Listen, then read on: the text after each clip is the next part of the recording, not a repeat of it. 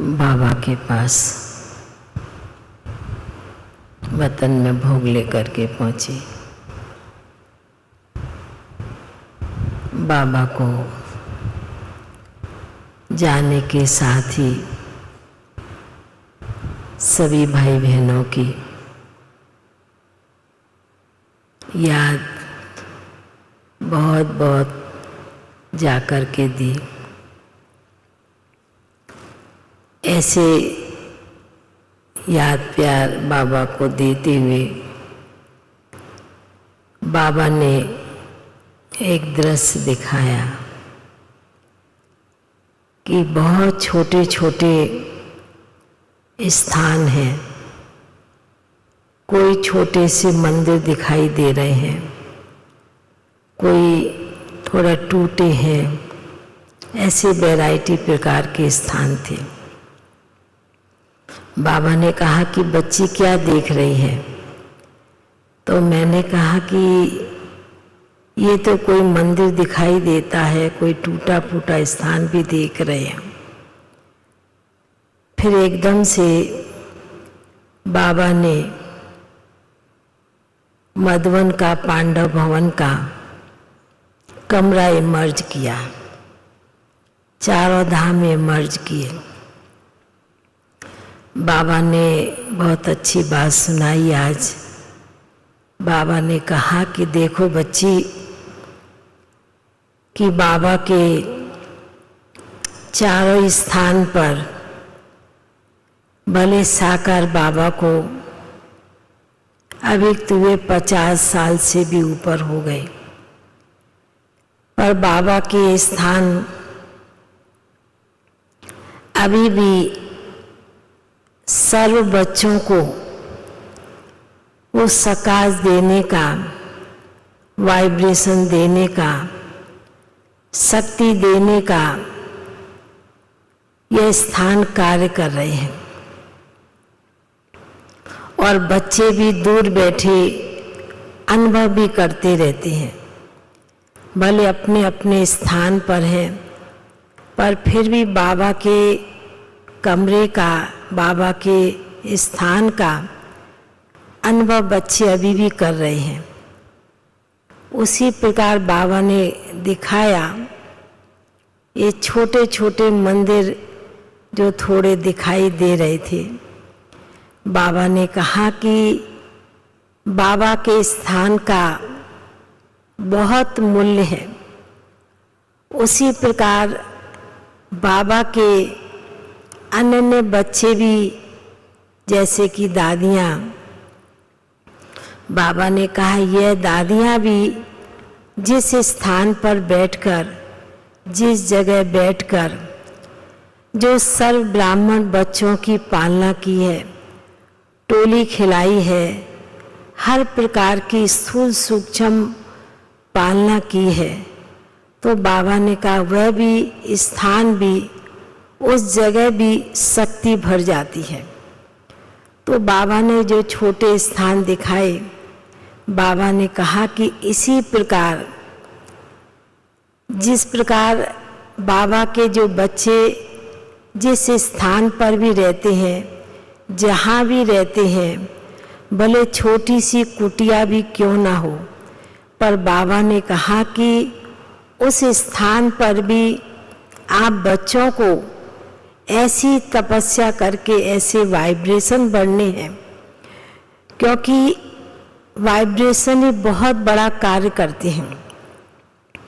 तो बाबा ने कहा कि जिस प्रकार शुरू में यज्ञ में बड़ों ने, बाबा ने, दादियों ने वाइब्रेशन की इतनी अच्छी बात सुनाते थे कि लौकिक में कभी किसी के घर जाते थे तो कभी किसके बिस्तरे पर, किसके खटिया पर नहीं बैठते थे, क्योंकि वाइब्रेशन काम करते हैं। उसी प्रकार आप ब्राह्मण बच्चों के जो श्रेष्ठ संकल्प है, श्रेष्ठ कार्य तो है ही, पर श्रेष्ठ संकल्प का सारा आधार है हमारे अपने कर्मों के ऊपर, हमारे वाइब्रेशन के ऊपर। तो बाबा ने कहा कि इसलिए कई जो स्थान पर बैठे हैं बच्चे, तो बाबा ने कहा कि इसलिए भक्ति में भी छोटा छोटा मंदिर बनाते हैं, यथाशक्ति कोई टूटा होता है, किसकी मूर्ति भी कैसी होती है, पर बाबा ने कहा फिर भी दुनिया के लोग उनकी मान्यता दे के चलते हैं, भले पहले छोटा बनाते फिर बड़ा बनता है।